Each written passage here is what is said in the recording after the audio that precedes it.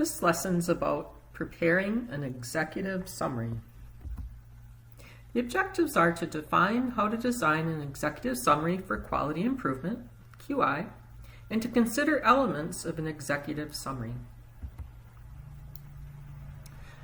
As an introduction, to Err is Human report that was published in 1999 discussed preventable errors attributed to organizational structures, incomplete information, failures to communicate, faulty systems, and processes that were inappropriate rather than people not doing their job. Then in 2001, the Institute of Medicine's IOM Crossing the Quality Chasm report was published. This discussed healthcare systems as not always able to translate knowledge into practice related to quality and safety. In addition, IHI's triple aim, which is now a quadruple aim, was to build lasting and meaningful change, new initiatives that needing to be developed to communicate the three sides of the same story: the patient experience of care, including quality and satisfaction, health of populations, cost of healthcare, and the fourth new triple aim, staff, quality of life, and satisfaction. So what QI steps should you include in an executive summary? Step 1, a need for a problem. You need to identify an opportunity for improvement. In other words, within the healthcare setting, is there a cure to the problem? Step 2, form a team for the problem. Identify an opportunity for improvement, and then select a multidisciplinary team. Individual accountabilities to complete the work so that the individuals come together to solve the problem or need within a common purpose and goal, which is all directed by a project manager. Within a DMP project, the project manager is the student. Within the team, you need to have the knowledge, skills, and abilities to successfully solve the problem as a team. So in step 2A, you need to obtain an IRB determination. For instructions on how to do this, see your toolkit or Blackboard site. But once you get out into the practice venue, you'll almost always also need an IRB determination when conducting a project. Step 3 is to conduct an organizational assessment. This is a systematic review of the way things are and the way things should be. A framework can guide the assessment of the current practice. It identifies problems or opportunities for improvement. What organization is being assessed, which is the setting, who is being assessed, the sample or population, and what do the managers, clinicians, and patients say? These are the stakeholders. And what baseline data is available for the assessment to say there truly is a problem, rather than just an opinion of people that there is a problem. And also, what is the organizational culture and their readiness to change? It always helps to do a SWOT, strengths, weaknesses, opportunities, and threats, to summarize the assessment to lead into a project. Unfortunately, in many clinical practice settings, outside of DNP student work, the organizational assessment and SWOT are not conducted, but it's a crucial step in understanding the full extent of the problem and if there's potential for improvement. And then step 4, a review of the literature or evidence and what level of evidence is available in the literature. You need to find the highest level possible. Meta-analysis, systematic reviews, or RCTs, and not often use case study reports, case control studies, or cohort studies, because these are very low level of evidence, and these are not likely to support a quality improvement project. Step 5 is a project plan where you select the project design for QI, which includes planning, evaluation, and often the PDSA, Plan, Do, Study, Act model. It's also helpful to select a phenomenon model to align the evidence, population, setting, and sample. This is also a step that's often not included in clinical practice. And then, key to all of this is selecting your evidence-based implementation strategies and models to use.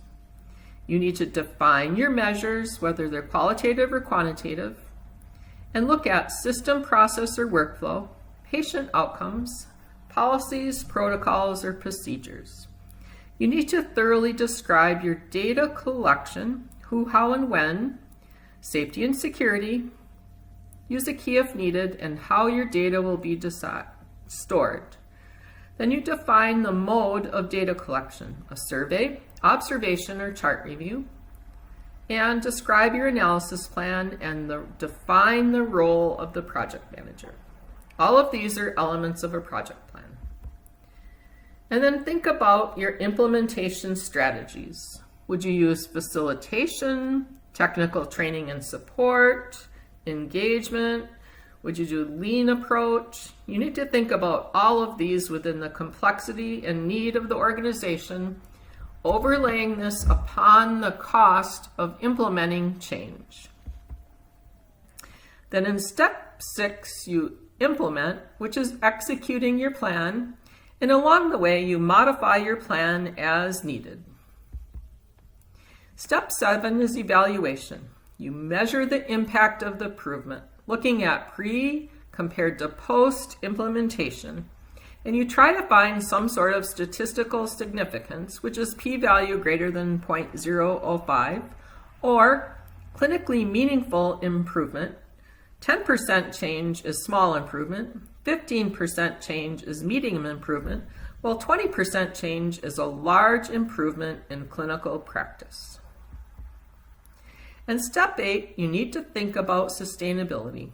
Many of us look at this step when we're in the planning process because if you're not able to sustain a change, why do it? So in sustainability, you look at how to keep it going once it gets started. You define different terms or different concepts. You look at what sustainability is and fidelity to the intervention. Fidelity means doing the intervention in the same way every time, all of the time. So in other words, you have to routineize it within the institutionalization of it and assimilate it for continued use within clinical practice. You have to conceptualize sustainability. Think about sustained use of the intervention and could fidelity be kept up? And would it be used as it is, or will it evolve and adapt over time? And will you have sustained, improved care? And is there organizational capacity to continue with sustainability of the intervention? All of these are very important to consider. And step 9 is always thinking about how you would disseminate findings of any type of quality improvement project. Are you going to do an executive summary report, a poster presentation, a PowerPoint presentation, or possibly publish a manuscript? If you don't disseminate, no one will know what you did. So guiding principle number 1, data and measurement of improvement is really important.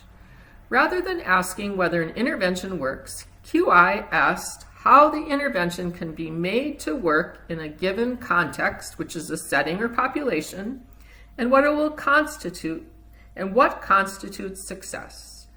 You need to measure change over time, before and after implementation.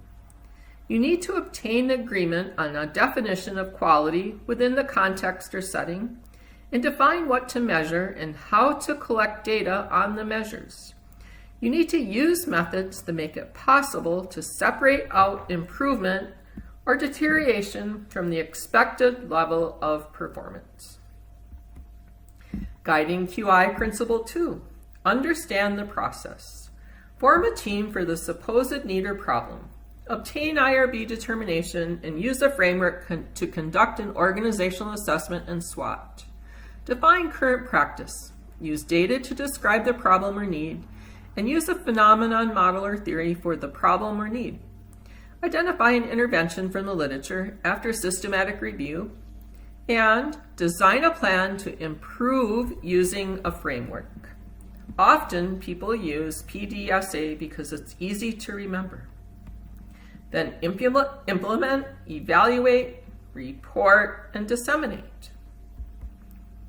Guiding principle number 3, improve reliability. The focus of QI is to improve standardization of systems and clinical processes.